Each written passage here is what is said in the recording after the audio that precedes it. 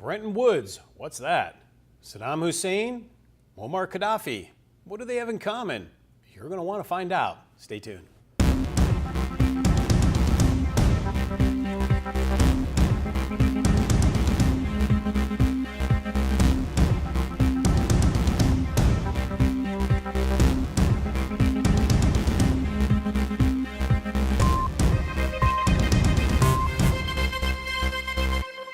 Hello.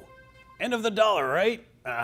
Not exactly yet, but we do want to get in today to explain a little more in depth about what took place or what is taking place in the realm of the dollar when it comes to the petrodollar deal. The petrodollar was brilliantly done, I have to admit. I do believe Kissinger and them are Luciferian occultists of the world order, but that, I'm not a conspiracy guy. Just because of what they've done for policy, they're leading us to the global socialist order, and the EU is predominantly the leader into that. But it is what it is. All I know is when they took us off the gold standard in 1971, when Nixon gave that speech, I have a video of it back in the day, but that speech, he said temporarily we're coming off that standard. He knew darn well that was not temporary. They just lied to us. We, the people, were distracted with Vietnam and an uprising of socialist hippie orders on the campus. It was just a mess. Sort of like, right now, right? Think about it. It's by design. Most of these protesters, folks, these socialist youth, they don't have a dollar to rub. Most of them are unemployed. Big chunk of them live in mom and dad's house.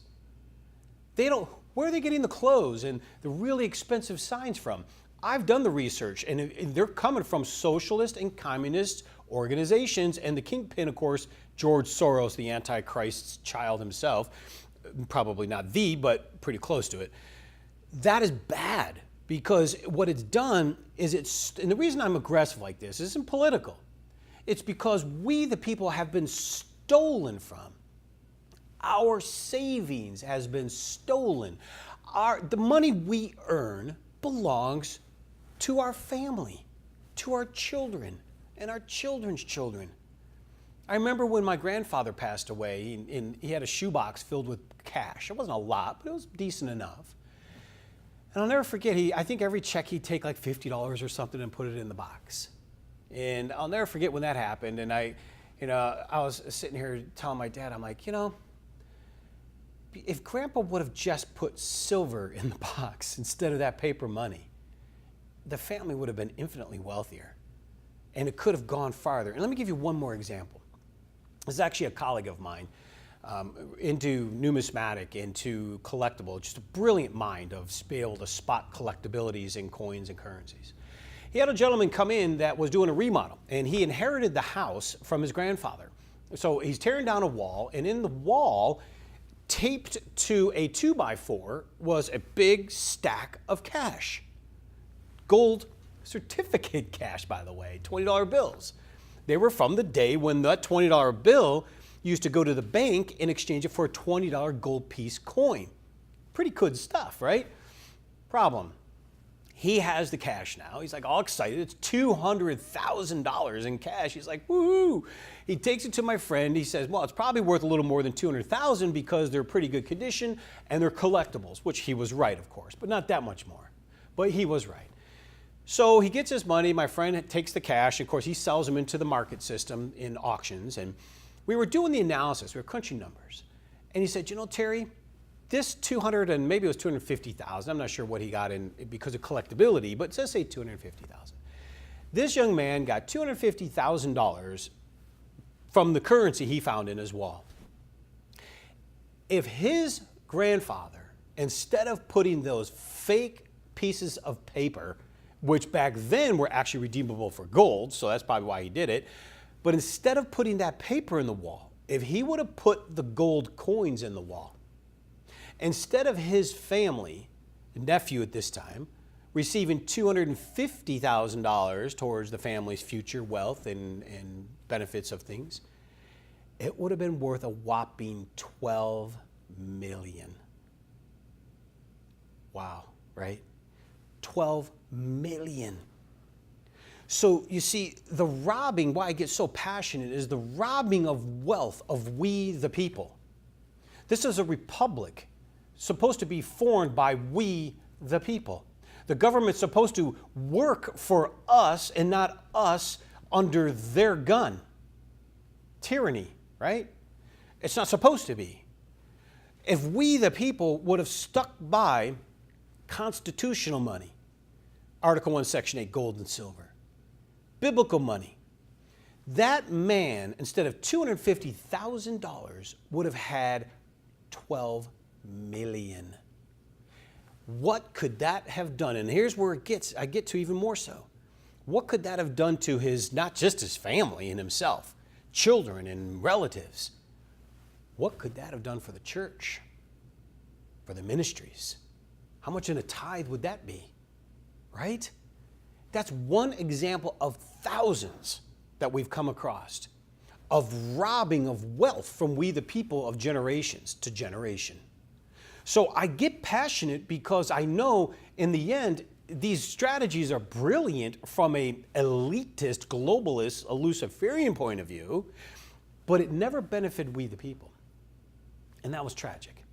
That's unfortunate because now, I'll hear from people all the time, oh, my life's better off than my parents, grandparents, and they didn't have air conditioning, and they died at 40, and all these examples. But folks, the one I just told you, I don't know about that. I would take you got 250,000 or 12 million, I'll take the 12 million. That's an example of wealth transfer from we the people to the wicked, though, you see? The object is to get the wealth back from the wicked to we the people. And I think Job's got that right. So I was a little roundabout, but I wanted you to get an idea. Because the Bretton Woods Agreement is and how all this began. Foreign currencies used to purchase U.S. dollars to secure gold that was in the vault system. Now that goes back to World War II, and I won't get into visuals with it, but I'll explain it to you. Basically what happened in World War II was all the European nations had sent their gold to the United States. They did that because, Hitler was taking everything from everyone, and they wanted to secure it in the United States. The United States was bankrupt. We were insolvent, folks, in the 30s. When we went through the Great Depression, we were broke. We had burned through all of our gold, and we were broke. World War II comes around. Conveniently, isn't it? All the gold comes to the United States for safekeeping. And in turn, they used that gold to buy armaments and supplies to fight Hitler. In return, also, we would give them American dollars as a coupon, you could say, or a certificate to redeem their gold. It was easier to transport paper dollars back and forth over the Atlantic than it was to ship the gold. And I think the Spanish found that out, right? Just go to Florida today, you still see gold washing up from time to time. But the Europeans did this. Now, World War II ends.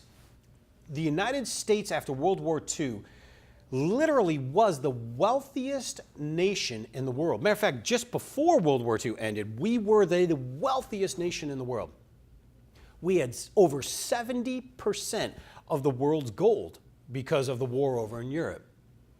Problem is, we go to war and ended up blowing most of that wealth. But in the meantime, the Europeans have the currency, they're exchanging it for the gold, and this is the Bretton Woods Agreement. Now, unfortunately, in the late 60s, the French President de Gaulle caught on to this. He's saying the Americans are getting free loans. They're getting the free money because basically these currency notes for gold, they're printing more currency notes than gold was backing it up. They just did the math. So French President de Gaulle demanded their gold back. Take your fake paper, give me the gold. At one point, they redeemed, the Europeans, others caught on, of course, redeemed 12,000 tons of gold.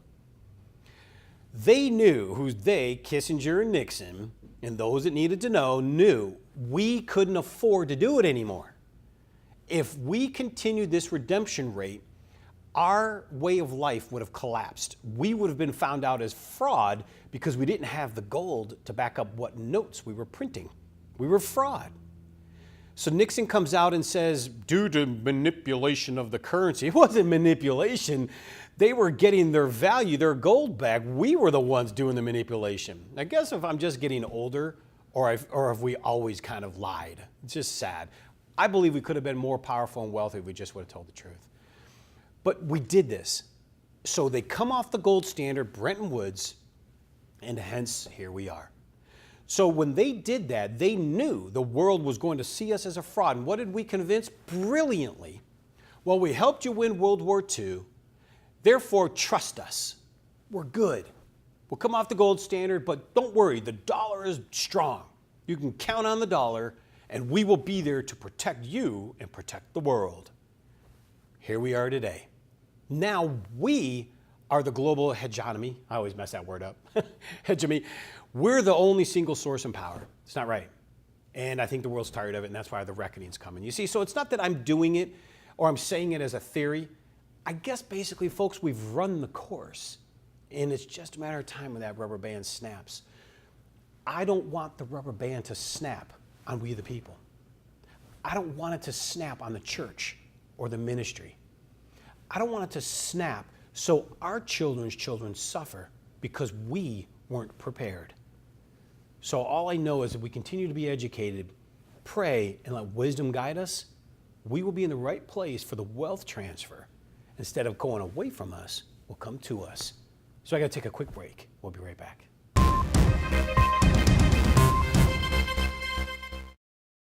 Terrorism, a volatile stock market, rising food costs, natural disasters. Every day our economy is at risk, but your assets should not be. Cornerstone Asset Metals is here to help you protect and preserve what you have worked so hard to gain. Whether you have IRAs to protect, 401ks to preserve, or cash in the bank, our accredited asset management specialists are here to support you. Call now and we'll send you urgent information regarding changes to the dollar and challenges to our economy that you need to be prepared for. Learn how easy it is to roll over your current IRA or 401k into a physical precious metals IRA.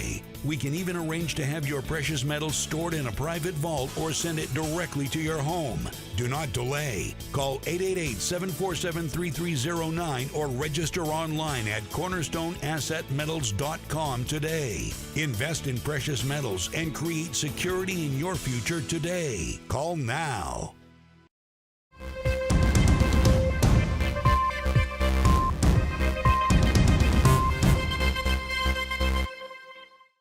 Welcome back. So it's not that, well, yeah, it is. Let me do this. Here's how it goes again with the petrodollar now, okay? Oil demand, obviously every nation needs oil, right? Because every nation needs electricity or energy. Without energy, we don't make production, we don't make products, we don't survive, right? We need gas, you name it. So oil demand was guaranteed to be priced in an American dollar. Therefore, every country had to store up dollars in their bank in order to buy oil with. Thus, yes, increased standard of living, the American dream. That's the definition of the American dream. Because the world needed dollars for oil, they might as well buy U.S. Treasuries because the dollars run in the world. Well, that was debt. U.S. Treasuries were IOUs. So what did we do? We did a brilliant piece on the 7 stages of an empire. And in each stage, every great nation has done the same thing. It's just incredible. But what they end up doing is they end up spending money, they end up taking out loans, they end up doing what they needed to do to expand because they build roads, welfare, and they keep going to the point where they run out of money. What did the Romans do? The Romans had gold and silver coins. They demanded the gold and silver be turned in, and they melted them down and started adding copper. Well, before you know it, the coins were all copper. They weren't gold and silver. It was known as aggression law, where actually the smart ones caught on. They started hoarding the gold and silver, not turning it in. They became the wealthy. But what ended up happening to the Romans is, before you know it, all their money was just copper. Thus, come down the roads that Rome built, and they destroyed Rome. I mean, it's amazing history. We are doing the same thing. we had value, we had real money, and now we're printing. Now, I know the arguments are this is going to evolve into a global digital currency platform where they can print to hundreds of trillions and nothing matters. You know, that might be possible. But I do know in the middle of it, there's a reckoning. And in between, there's always fights on the playground. Walk in China, walk in Russia. This just so happens to be a reckoning time. So if the increased standard of living was afforded to us, we the people, from the 70s, that's what we all know today that are my age, for that matter, 49 years old. Those that are older knew a little bit before and after. Those that are younger know nothing about it.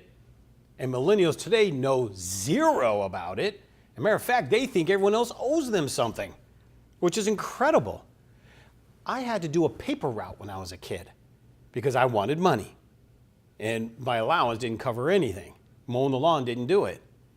I used to get up at 5 a.m. when I was probably 12 years old to deliver the Detroit Free Press, walk across the park and deliver my paper on my route.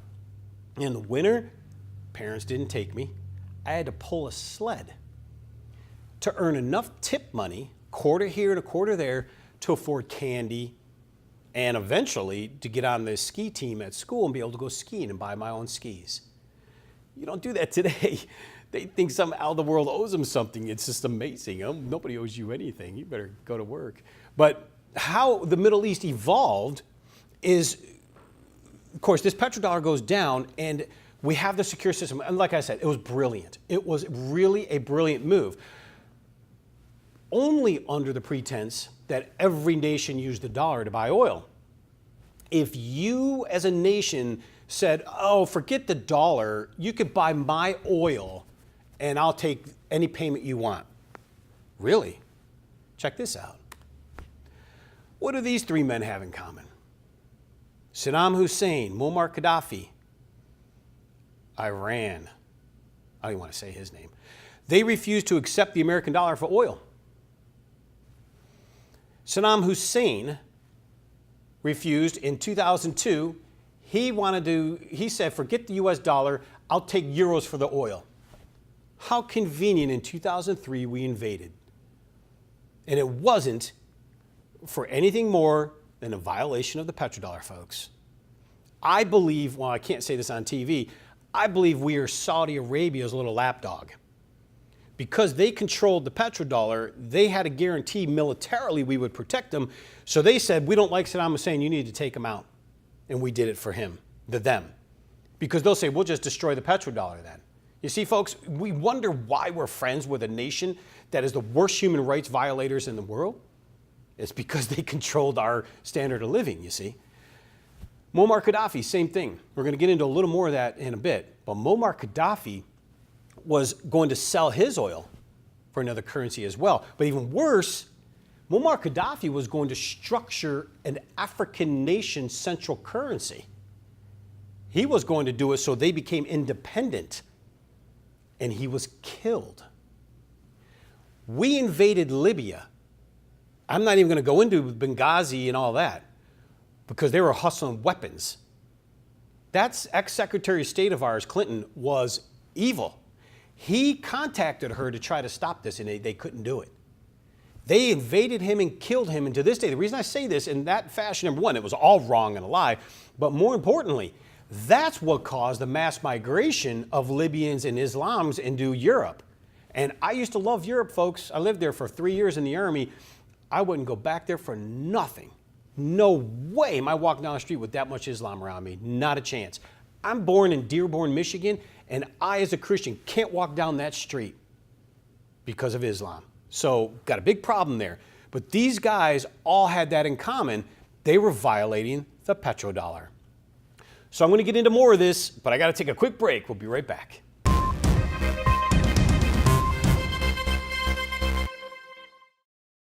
Terrorism, a volatile stock market, rising food costs, natural disasters. Every day our economy is at risk, but your assets should not be. Cornerstone Asset Metals is here to help you protect and preserve what you have worked so hard to gain. Whether you have IRAs to protect, 401ks to preserve, or cash in the bank, our accredited asset management specialists are here to support you. Call now and we'll send you urgent information regarding changes to the dollar and challenges to our economy that you need to be prepared for. Learn how easy it is to roll over your current IRA or 401k into a physical precious metals IRA. We can even arrange to have your precious metals stored in a private vault or send it directly to your home. Do not delay. Call 888-747-3309 or register online at cornerstoneassetmetals.com today. Invest in precious metals and create security in your future today. Call now.